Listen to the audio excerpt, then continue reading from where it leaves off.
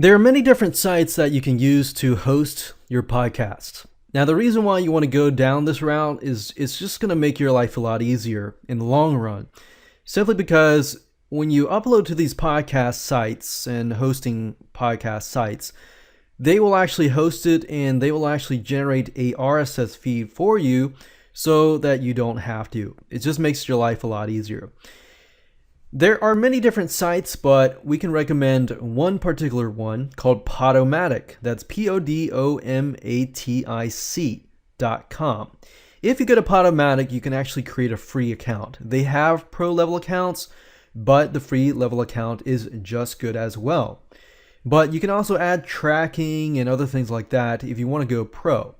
Now, the free account, as you can see, the current usage allows you to have about 500 megabytes of files. That means you have 500 megabytes of audio files.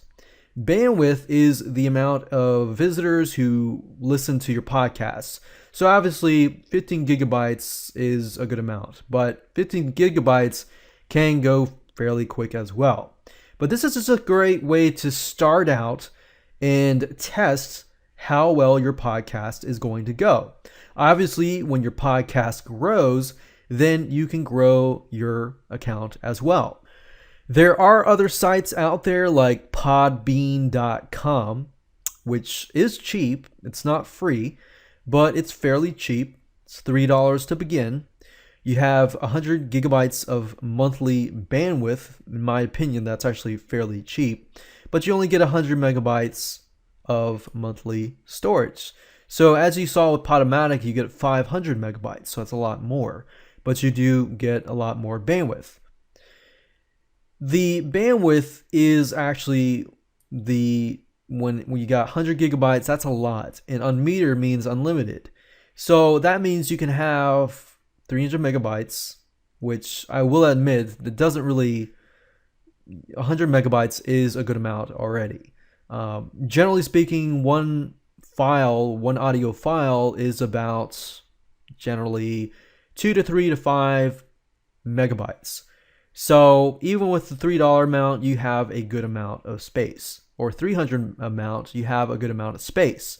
So Podbean is another great site to go to. You can also go to Google and type in podcast hosting. Now, before you actually jump on, I'd actually find some and do your due diligence. Do some research on the podcast companies before you actually jump on it and see what other podcast people are saying.